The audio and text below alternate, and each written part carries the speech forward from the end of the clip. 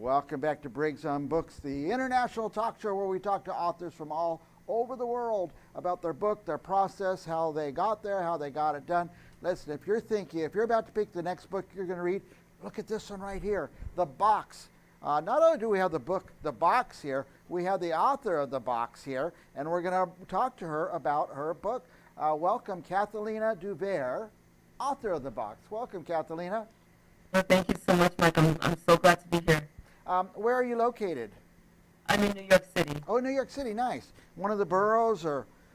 I'm in one of the boroughs. I'm in Queens. Oh, in Queens. Okay, very good. Now, The Box, by the way, this is the cover for our viewers, The Box. And you had quite a journey getting here to being an author. By the way, so many of our viewers are trying to become authors. I mean, there's literally millions of people out there who are writing, and they don't know when to put their pen down and say, I'm done, or what to do after you finish writing. But tell us your story. Let's go back to your college days. Where did you go? I went to Hofstra University. That's where I graduated, yeah. And where is that located? It's in Long Island. Oh, in Long Island. So. In New York, yes. Uh-huh. And now at some point, now, by the way, you studied what? I studied creative writing and literature. Okay. And then I did go on to St. John's University to study teaching. Oh, you did? St. John's. Teaching, yes. Now, at some point, you started blogging. Mm-hmm. And tell us about the blog, what it was about, and where it took you. Okay, so I started the blog in my early 40s when I was still single, and I started a blog called, the Reluctant Bachelorette. And then I since, moved on and graduated to a blog where I felt that really resonated with what I wanted to share with people, and that was how I am overcoming depression on a daily basis. Mm-hmm. And that one is called Kathy's Cross. Kathy's Cross, yeah. Perspective. Yeah, and a lot of people suffer from depression, and I just think you're very brave to share your story, because people need to know they're not alone. They're not the only one out there in the world suffering from the depression. Mm-hmm. Yeah. When I was suffering with depression, at that time I didn't know that that's what it was, and in an effort to release my feelings about it, I wrote about it, and I created my character, who is my main character in my novel, The Box. Yeah, and then you had the character developed, and then you wrote the novel. Do you think you're always, is it a novel, by the way? It is a novel, yeah. Yes. Do you think you were always destined to write a novel? Yeah, I think so. I always had it in me. I always loved writing. That was always my dream job. Yeah. Every time I thought about my dream job, it was to write books and travel the world. But, now I'm just writing books. But it's amazing. The world, that could come later. Yeah, congratulations, I like to say sometimes to the authors, because it's a big chore. Writing the book is a giant thing, but once you finish writing, you have a whole nother job after that, right? Yeah. I had to start thinking about how I was going to publish it, how I was going to promote it. At first, I tried to get an agent so that it could be traditionally published. When that didn't happen, I knew that I wanted to bring the book out anyway, and I was lucky to get a publishing coach who, nice. mentor, who coached me through the publishing process, the self-publishing process, and and here I am. Yeah, it's amazing how you can get books published now.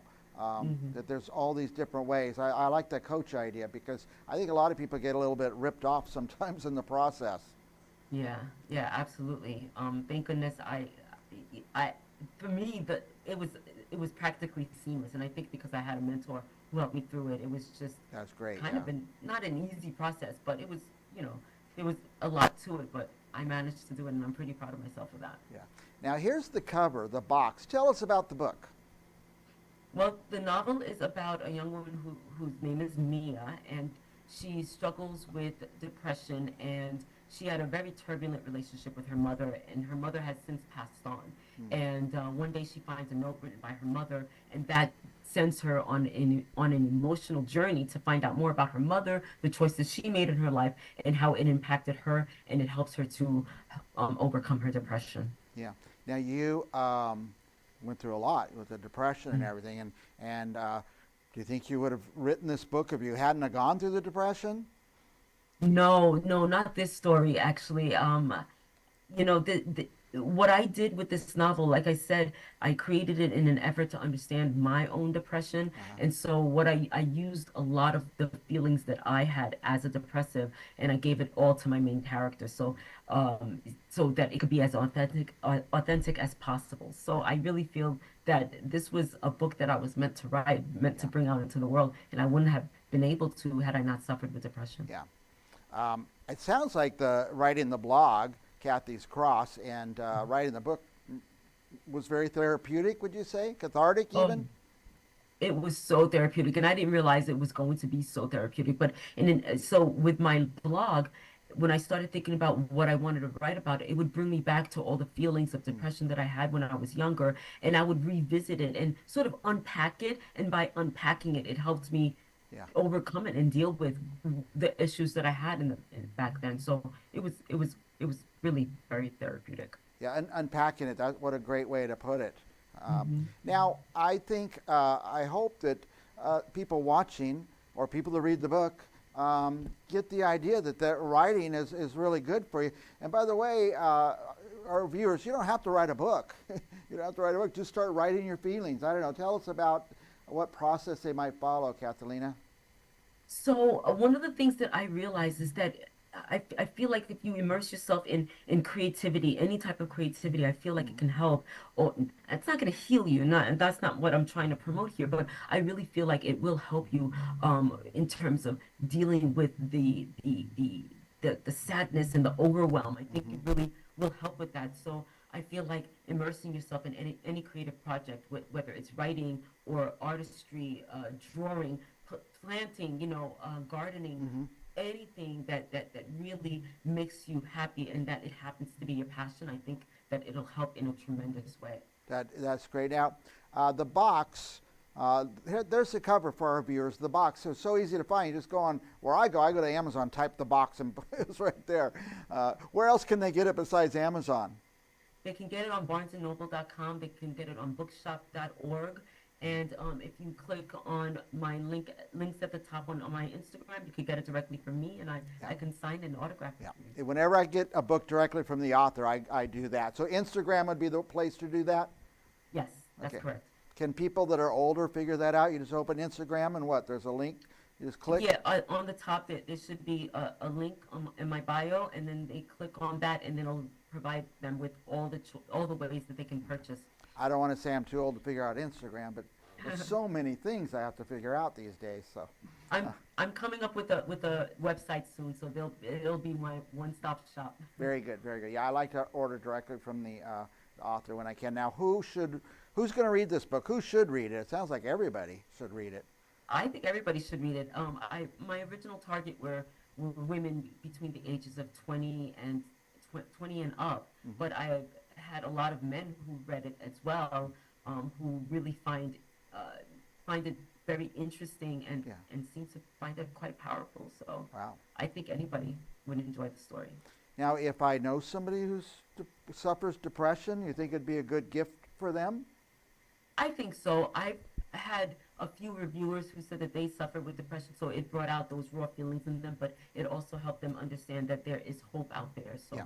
I really think that that could help them with it as well. Yeah, I think the hope is a great point, a great approach, but also, like you said, you didn't even know what you had, right? Yeah, exactly. At the time nobody was really talking about depression as they are talking about it now, and so I was able to find out what I had. I was diagnosed, and Hmm. being diagnosed was a huge lift for me because at least I knew what I was dealing with, Yeah. But people can take a look at it. I mean, I think it's a really great story in and of itself. There are funny moments in it. There are really great characters. I think people would really find it enjoyable. Great. Yeah, it's not just the hope, but the fact that people they're not the only ones. Sometimes you're there by yourself. You think you're the only one with these feelings, but there's a lot of people out there. I got a couple people I'm thinking I'm going to give the book to. So I want to hint to our viewers, don't go to Amazon and click once. Click 5 times and get a few copies of this book. Give them out. We always have to give gifts throughout the year, and you never know what to give. So get a stack of these books, the box. Yeah. That is great, the box. Hey, do you have another book in you? You thinking about your next book? I am thinking about my next book. I started it. I think it's gonna be quite different. It'll be about a pair of twin sisters and them dealing with uh, their mother's dementia Hmm. Oh boy. and family history. So I think Yeah. it's gonna be great. Yeah. Again, something that so many people go through, those Yeah. same things. Catalina, we're really out of time. I could talk to you all day. You're fascinating. And Thank you. but they're giving me the signal. I just want to give you a minute. You want to say anything else about the book or anything in the world you want to tell our viewers? Sure. Fun fact: the woman on the cover is me. Okay. My sister took this image and worked it out to look like a painting, which is mentioned in the novel itself, and that's I'm pretty proud of that as well. That is fun. I'm going to try to zoom in on that because it's. I don't know if I have the skill level to do that, but it's quite an image, and it was photographed. By my sister, yeah. Yeah, that's great. Yeah, it kind of says a lot. Just the picture tells a lot of the story. Thank Yeah. you so much, Kathleen. I hope you'll come back on the show again and again. We'd like to show off this book and show you off a little bit, and appreciate your Well, time. thank you so much for having me. I really appreciate this time for this and this platform. Yeah, and for our viewers, don't go anywhere because we'll be right back with with another author right after this.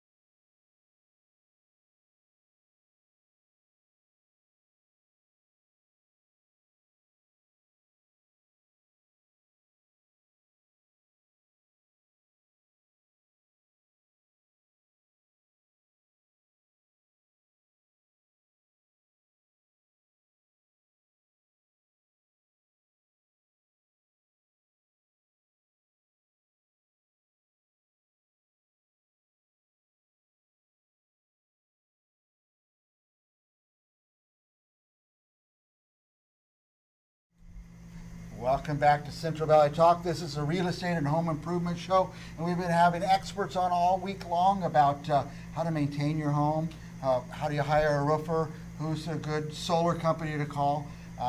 We get a lot of questions on swimming pools and spas. Who do you turn to repair them and to maintain them? So we've asked an expert to come on the show today in pools and spas, Mike Yes. Alexander, Frog's Pool Service and Spa Repair. Yes. Yeah, and a lot of people have a pool guy comes and throws some chlorine in, but sooner or later something's going to go wrong with that pool or the spa. Yeah, the first thing that differentiates me maybe from other pool guys is that a lot of pool guys have 22 pools in a day, so they're able to spend 5 minutes at your pool. My philosophy has always been I'm not going for the quantity, I'm going for quality. There's a lot of little things that you look at as a pool guy. Say you're doing the pool, but you also need to check the equipment from time to time to make sure that everything's working properly. And if there's a small problem, if you don't catch it, it becomes a large problem. And what I try to do is I try to make sure that we don't have large problems. Now we, like you say, my guy would just throw the chlorine in. He never checked the equipment. He never turned it on or tested. Should you have a yearly maintenance or monthly maintenance on your equipment?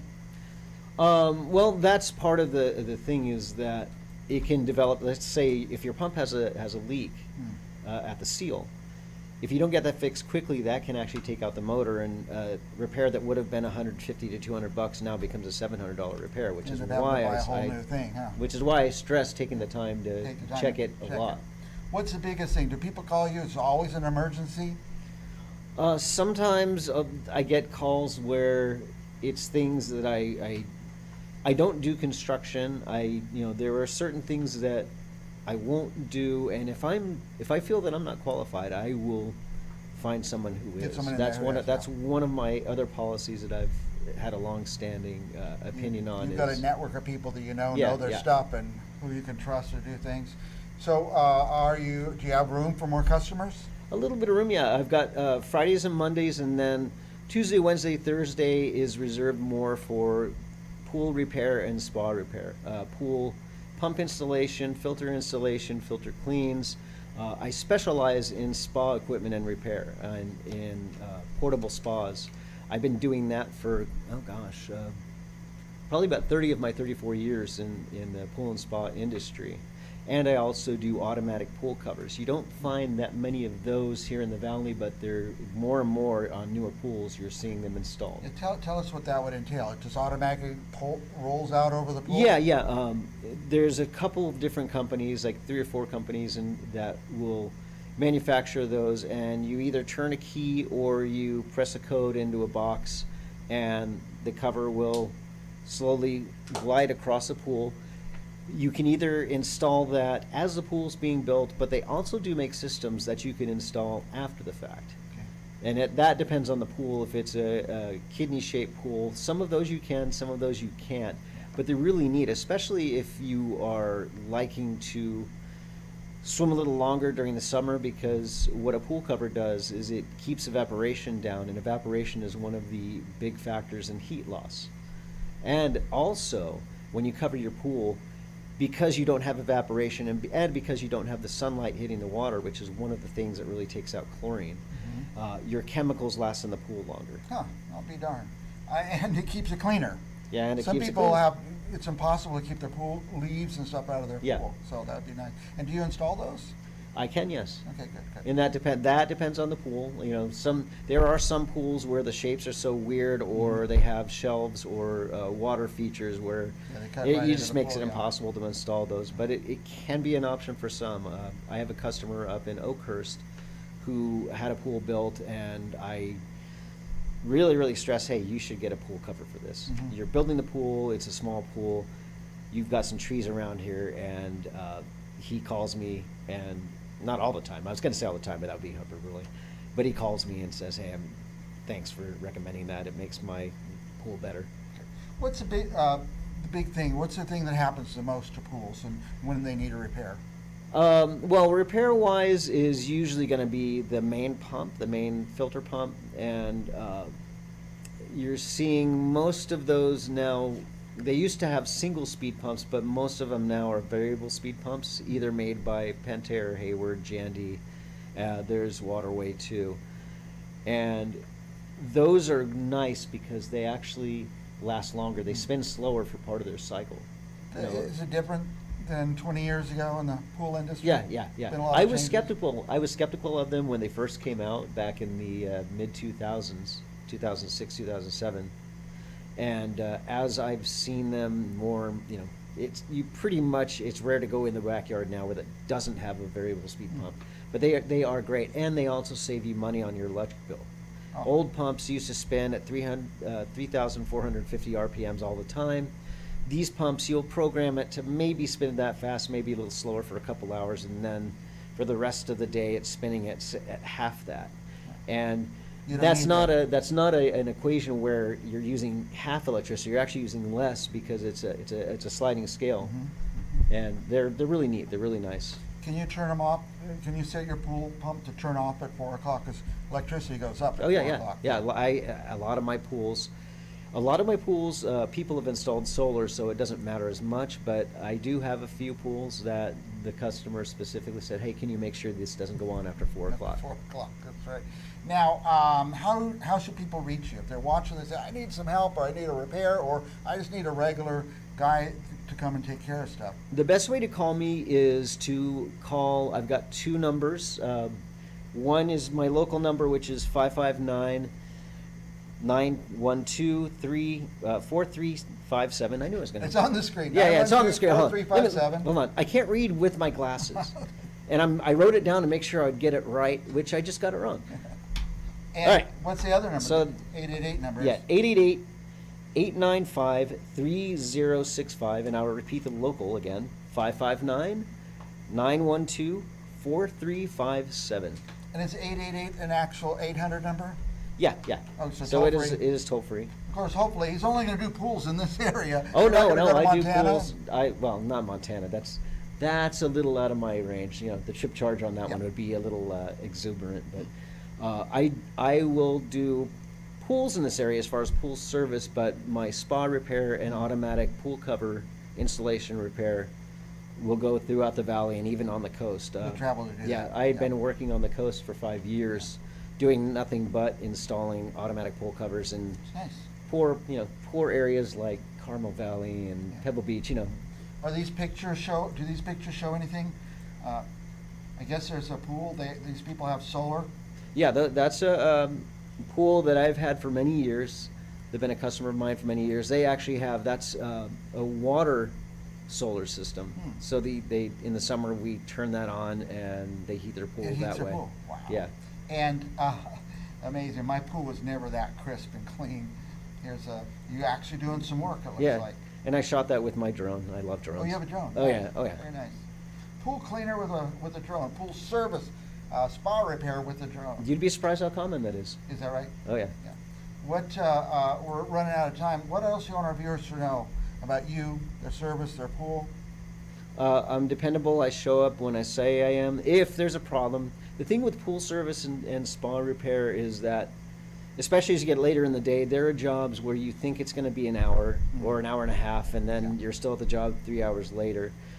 I do make sure, and I call my customers if there's a problem, if there's a time conflict, and resolve it.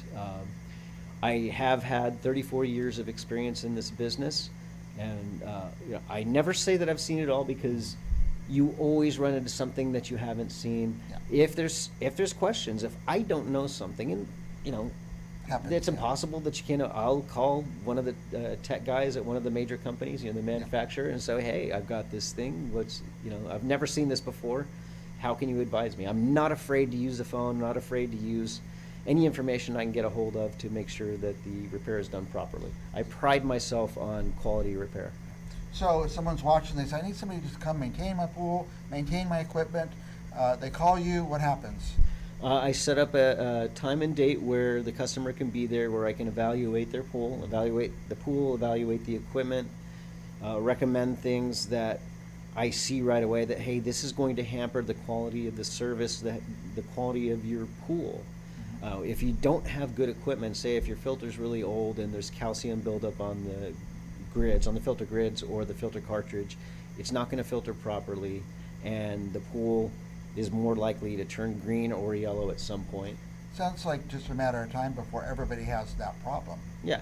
Yeah, so. You know, During COVID, it was a real challenge because we had challenges getting chlorine. The manufacturers had some serious issues actually getting chlorine to us, and we had to switch to a different chlorine, different types of chlorine, and yeah, that became an issue. But that's pretty much done now. So. very good. Hey, call Mike Alexander, and if you don't write it down, I'll keep his number on my desk here at Central Valley Talk. Call me, I'll give you his direct number. But call him at 559-912-4357 or 888-895-3065. Thank you, Mike. Thank you. It's great seeing you again. Expert on pools, right here, Mike Alexander. Stick around because we've got another guest coming up right after this.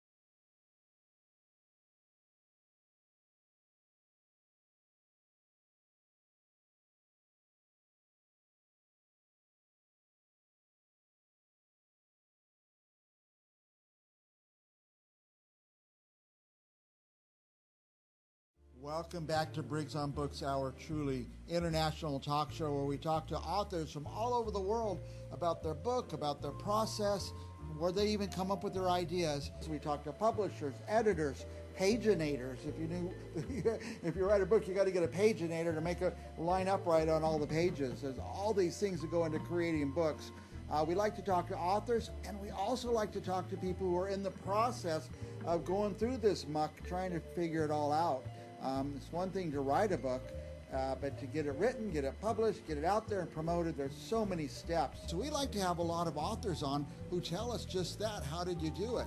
And also we talk to people who help get authors published. There's so many steps that many aspiring authors don't know about yet, but you're going to find out as you go through this. But there's people who can help you get through the steps of getting your book published. And by the way, we've been doing this since 2008, and our YouTube just passed 1 million views, so we're very excited about that. I just want to say that Briggs on Books, I just think it's terrific. Thank you. All of us who write are looking for the lifelines that can connect us to readers. We ourselves can do a certain amount, but we're busy at the keyboard trying to write the books. And so Briggs on Books, you're lively, the authors you have on are so interesting, fiction, nonfiction, sometimes politics. And I would just say, keep this going, mister. Thank you. I'm having so much fun doing it. So.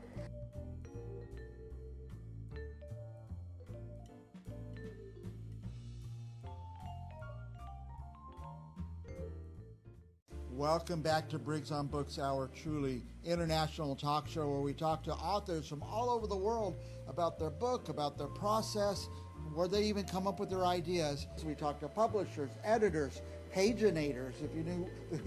If you write a book, you got to get a paginator to make it line up right on all the pages. There's all these things that go into creating books. We like to talk to authors, and we also like to talk to people who are in the process of going through this muck, trying to figure it all out. It's one thing to write a book, but to get it written, get it published, get it out there and promoted, there's so many steps. So we like to have a lot of authors on who tell us just that. How did you do it?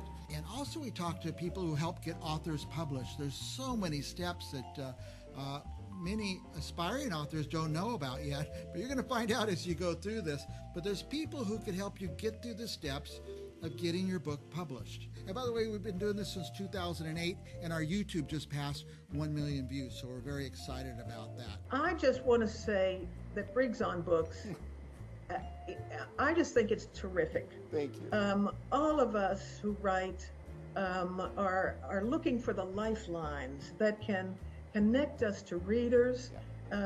We ourselves can do a certain amount, but we're busy at the keyboard trying to write the books. And so Briggs on Books, you're lively, the authors you have on are so interesting, fiction, nonfiction, sometimes politics. And I would just say, keep this going, mister. Thank you. I'm having so much fun doing it. So.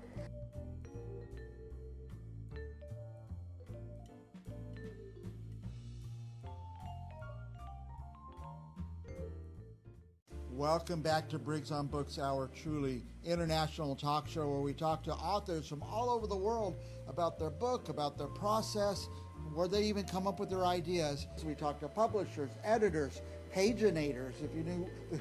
If you write a book, you got to get a paginator to make it line up right on all the pages. There's all these things that go into creating books. We like to talk to authors, and we also like to talk to people who are in the process of going through this muck, trying to figure it all out.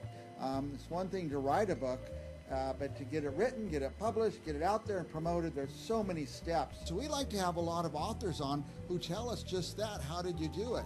And also we talk to people who help get authors published. There's so many steps that many aspiring authors don't know about yet, but you're going to find out as you go through this. But there's people who can help you get through the steps of getting your book published. And by the way, we've been doing this since 2008, and our YouTube just passed 1 million views, so we're very excited about that. I just want to say that Briggs on Books, I just think it's terrific. Thank you. All of us who write are looking for the lifelines that can connect us to readers. We ourselves can do a certain amount, but we're busy at the keyboard trying to write Yeah. the books. And so Briggs on Books, uh, you're lively. The authors you have on are so interesting, fiction, nonfiction, sometimes politics. And I would just say, keep this going, Thank mister. you. I'm having so much fun doing it.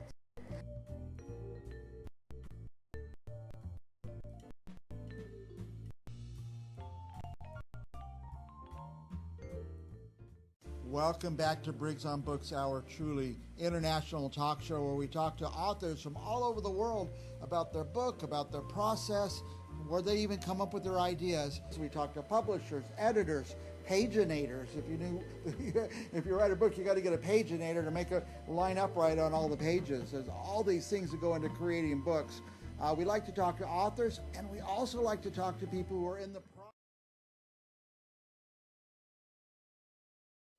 Welcome back to our international talk show, Briggs on Books. Look at this book. You're going to want to read this. Add this to your list. Put it in your stack. Let's see, Three Brave Hearts, Traces of My Uncles in the Great War. By the way, the author's here too, so stand by. She's Scottish. She's from Scotland, and she learned a little bit about her uncle, and she did a bunch of research.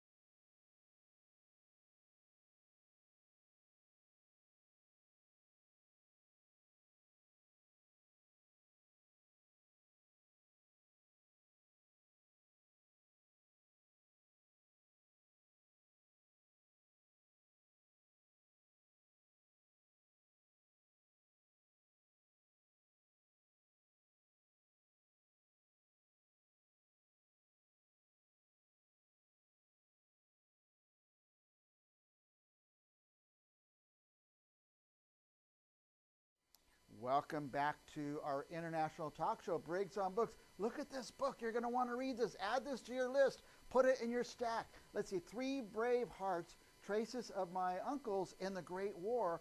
By the way, the author's here too, so stand by. She's Scottish. She's from Scotland, and she learned a little bit about her uncle, and she did a bunch of research, and she found multiple uncles. I think, well, let's just bring in Liz. Liz Middleton. Welcome, Liz.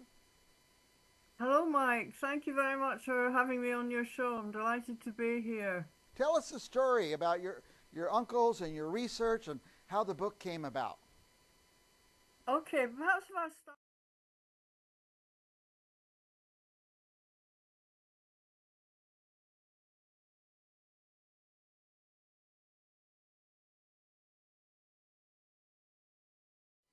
Welcome back to our international talk show, Briggs on Books. Look at this book. You're going to want to read this. Add this to your list. Put it in your stack. Let's see, Three Brave Hearts, Traces of My Uncles in the Great War. By the way, the author's here too, so stand by. She's Scottish. She's from Scotland, and she learned a little bit about her uncle, and she did a bunch of research, and she found multiple uncles. I think, well, let's just bring in Liz. Liz Middleton. Welcome, Liz. Hello, Mike. Thank you very much for having me on your show. I'm delighted to be here. Tell us the story about your uncles and your research and how the book came about. Okay, perhaps if I start at the beginning. In 1964, a tantalizing and yet terrifying scenario was set for life. Right. What happened? A letter arrived at our Broughty Ferry home, addressed to Louis Middleton. Who is Louis Middleton? I inquired. Your uncle, Elizabeth. What uncle? I continued. Daddy's brother, replied my mother. What brother? I persisted. And so, as I say, a tantalizing and yet terrifying scenario was set for life. Wow. Trapped in, yeah? Now, wait, how old were you about this time? I was 16. Anyway, go ahead. You got me on the edge of my seat. I love these kinds of stories. Okay. Well, trapped in a familiar taboo on discussing painful subjects, I retreated into my father's forbidding yet fragile silence and my mother's protective stoicism. Why was this uncle missing? Was this missing relative mad? Was his madness hereditary? Why had I never heard of him? desperate for information. At the same time, I was terrified of the truth. Poking about in a cupboard, I found a Gordon Highlander's bonnet and a medal. What was it all about? So that was the beginning of my journey. Oh my goodness. And now, you're from Scotland, I know. Tell our guests where you are right now. Well, I am right now. Okay. I'm a retired orthoptist. I used to work with people with eye disorders, latterly specializing in people with psychosomatic eye disorders, which I subsequently discovered was perhaps unconsciously motivated by the fate that befell my uncle, this uncle that I refer to. Because for years and years and years, I tried to find out about him. My father never spoke of his brother. He didn't want to talk about it, right? No, for whatever reason. I can only speculate what the reasons were, but my father never talked about it. And then after he died, I said to my mother, did Daddy ever visit Uncle Louis? And my mother said, no, it upset him too much. And I never did discover who was upset too much, whether it was my father or my uncle. But throughout my life, I persisted in trying to find out more about him. I had an auntie who was a retired nursing sister, and she was a bit more forthcoming about her brother. I discovered that he'd fought in the First World War, and he'd suffered the fate that terrified many men in the trenches. That was being caught up in the shell fire and being buried alive. But he managed to extricate himself and carry on, and he went on to fight at the Battle of the Somme. Now, you are in the UK right now. Where are you located? I'm in London. I'm in Notting Hill in London. Notting Hill, and I've okay. been living in London for quite a long time now. Tell our viewers where you grew up. Well, I grew up in a place called Broughty Ferry on the east coast of Scotland, which is just outside Dundee. And on a clear day, you can see over the River Tay to St Andrews, who your golfing viewers may be familiar with. So it was very much golfing territory I grew up Golfing. on the Links coast. Now, tell us about the research. It seems like you had to do a tremendous amount of research for this book. Yes, I did, because eventually I discovered that he was in a psychiatric hospital, and he'd been there, poor man, since the end of the First World War, and spent the next 50 years of his life there. I approached the hospital, and in spite of me being a health professional, I didn't make any headway. And eventually I persisted. Well, I kept persisting, and by coincidence my brother moved to the west coast of Scotland where this hospital is, so I was in that area quite a lot. Until eventually I took the last letter that my Uncle Louis wrote to my grandparents before he left for France, going to the Somme. And they had him in a museum in this hospital, and I produced the letter in front of the archivist, and within minutes she had his case notes in front of me that I tried for years to find out. The case notes in themselves didn't reveal a great deal, just what temperature he had and how much he'd been eating that day and so forth. But just gradually, bit by bit, of doing things like that, I put together various bits of information. Wow. Amazing. And you're able to put together a book. Now, that's one uncle, but you said maybe the book is about multiple uncles? Yeah, there's 3 in total that I look at. The next one that's linked to my Uncle Louis is another one also called Louis. Now, Louis is not a very common name in Scotland. It's a slightly regal-sounding name. The other uncle had a rather mysterious upbringing. He came from the part of the family in, I don't know if you've heard of Balmoral Castle, where the royal family go for the summer holidays. Well, this part of my family came from across the road from Balmoral Castle, and Balmoral Castle in the Victorian times was a local employer. Now, I had a great uncle who worked for the royal family, for Queen Victoria. And to cut a long story short, my uncle and his wife were sent to Canada as royal servants to Princess Louise, who was Queen Victoria's artistic daughter. And they came back to this country with a child, and according to my auntie, Auntie Maisie, the dates didn't fit. So the story always always in the family that this was Princess Louise's illegitimate son. Yeah. Boy, So they hit wow. that was, yeah, Louis Thompson, and his mother and wife were French, and he eventually went to live in France. So I have a lot of French cousins, and the same belief is held in the French part of the family that he was Princess Louise's son. Now he became Princess Louise funded him to study medicine in London, and he joined the French army. And in 1915, he volunteered to serve in Serbia, where the First World War started. Yeah. And there was a terrible pandemic, typhus pandemic. And he and his unqualified wife went as a nursing assistant, and they tended to the sufferers of Serbia, of typhus in Serbia. And subsequently, and it was a terrible disease, there was no cure for it.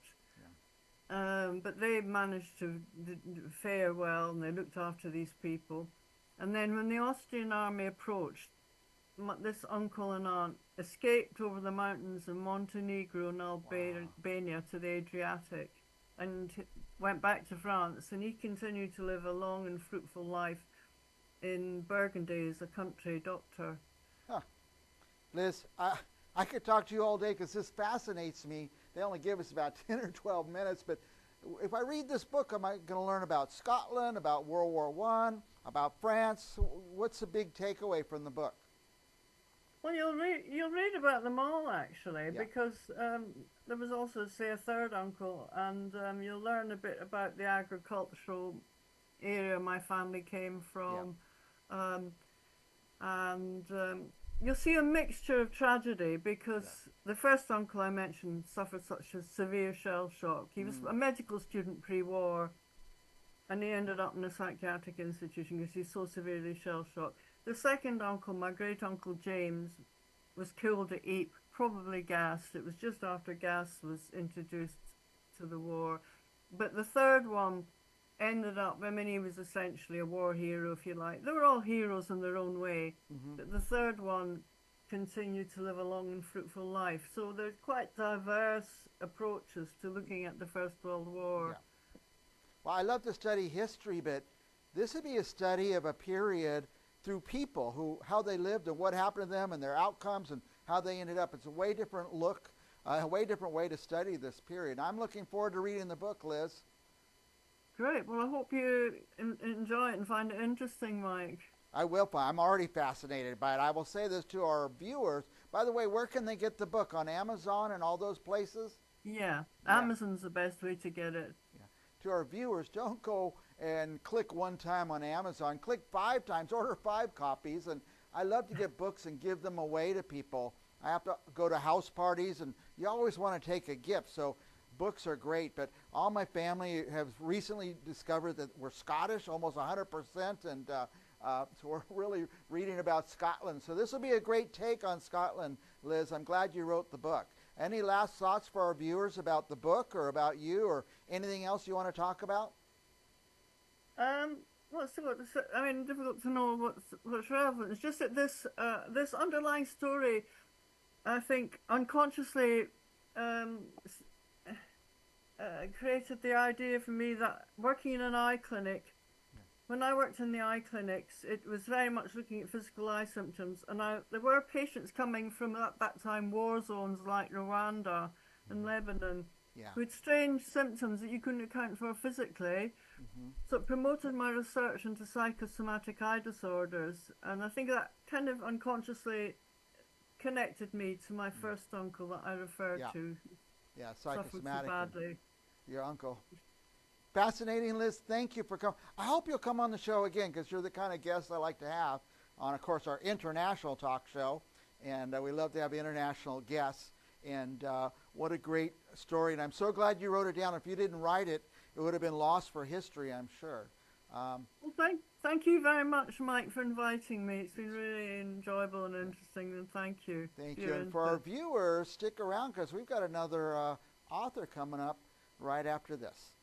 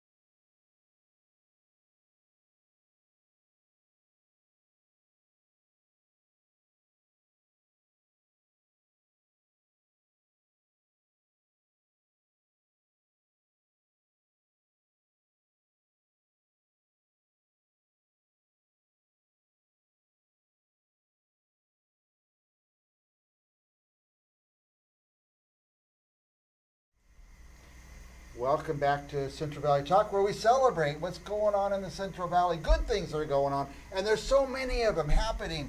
By the way, we've been talking on this show, not just this show, you see it everywhere, TikTok, everywhere. They're talking about your gut, getting your gut healthy and stuff like that. Well, just so happened I know somebody who knows a lot about getting the gut healthy, and that is my friend Mark McAfee with Raw Farm. Welcome, Mark. Known you for years, buddy. Yeah, you've been coming on this show longer than anybody else. You can claim that you got me first. By the way, look at the camera. I look taller than you. I am taller than you, Mark, because I've been drinking the raw milk. He's in real life, he's about a foot taller than I am, but I gave him the trick chair, I guess. What raw? You mean raw milk? Raw milk, What's that all straight from the about? cow, unchanged by any kind of processing. And tremendous amount of value there that's lost in pasteurization. The bioactives, as they say, the word bioactives is actually a scientific term. And it's interesting. I'll quote Dr. Tien Lin of Cornell University, Okay. supported and funded by the National Dairy Council. This is not the raw milk guys. These are the guys that pasteurize. They do pasteurize. They do a lot of pasteurize. The National Dairy Council is the big dairy guys. They identified that after COVID in 2021, consumers were wanting these bioactives that are so anti-inflammatory, antivirus, anti-carcinogenic, anti-tumor, all the things found in breast milk, by the way, because humans are mammals, and take those things out of raw milk and make a new patented food. This is a massive study done in 2021. So, quote, the other side has completely supported what we're doing. Yeah, they do. Yeah. We just make the milk safe. We do testing, good conditions, healthy cows, chill the milk immediately when it comes out of the cow. All those things to make sure the milk is safe and people love it. It's delicious. It is delicious. Now, I watching these videos and TikToks and YouTube about the belly gut. Yeah, the gut. And people are always trying to sell me something, a product, something synthetic that they made that's going to get the good. gut, yeah. What do you call it? Good?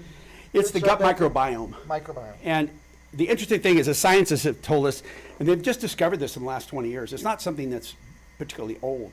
Although I will say Hippocrates said this, all disease begins in the gut 2,500 years ago, the Greek doctor. But the scientists tell us that 80% of our immune system is the gut microbiome, which is the food and the bacteria in your gut. It's that churning, digesting area down in our gut. The intestinal area is where 80% of our immune system is. Well, you remember back to COVID, they said, don't come to the hospital, we can't help you because if you're sick, we can't help you. Well, the bottom line is if you have a strong immune system, you can help yourself. And that's what's really exciting that people are saying, wait a minute, why don't I build a strong gut microbiome so I can be adaptive and resistant to the thing coming next year? And so people are waking up to that. It's exciting. Yeah.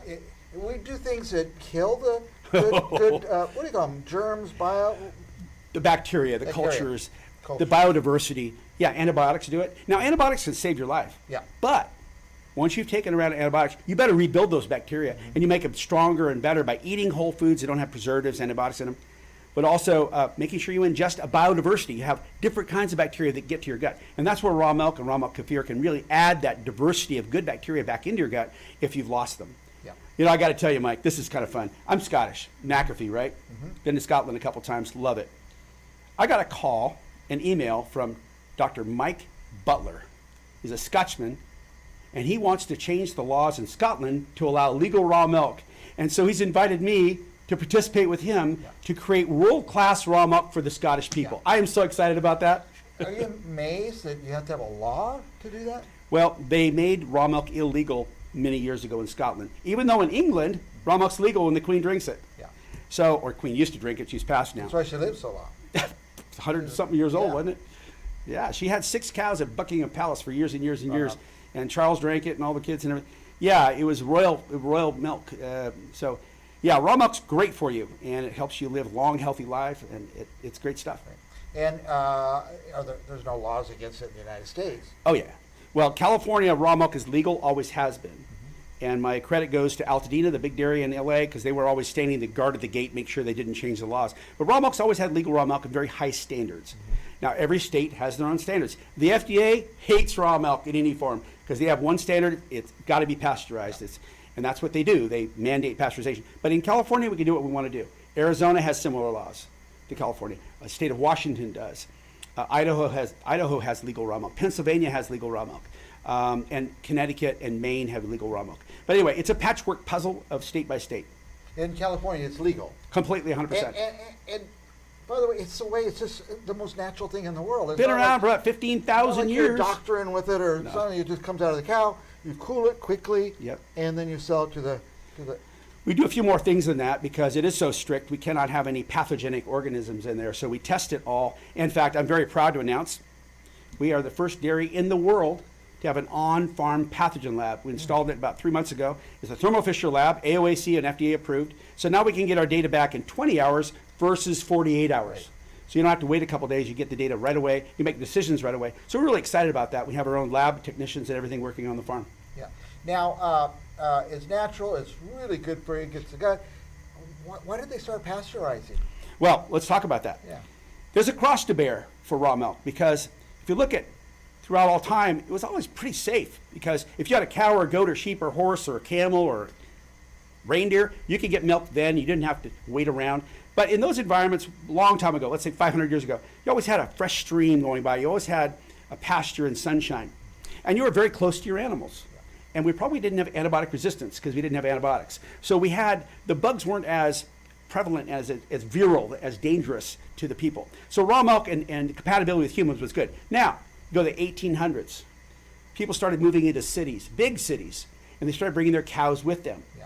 Well, there's no clean water in the city. There's no pasture in the city. There's no sunshine. And so they were feeding the cows brewers, distillers grains and filthy water conditions. And 40 to 50% of the people that drank the milk of the 1870s and 80s in New York, Boston, Philadelphia, Chicago got sick and many died.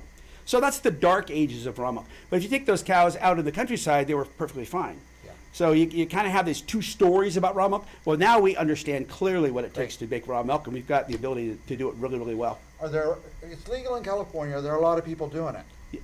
Well, there's only 6 dairies in California that have a permit from the state to produce raw milk.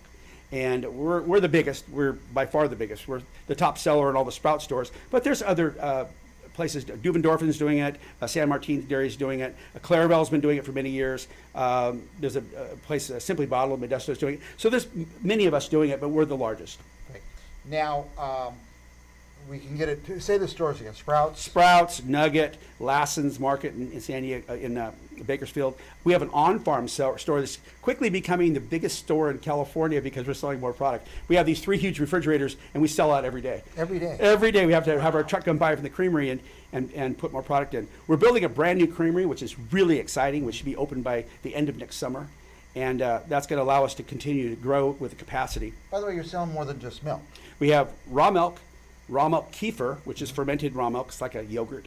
Butter, 2 kinds of butter, a cultured butter and a regular fresh cream butter. And then we've got cheeses, and we've also got, what else?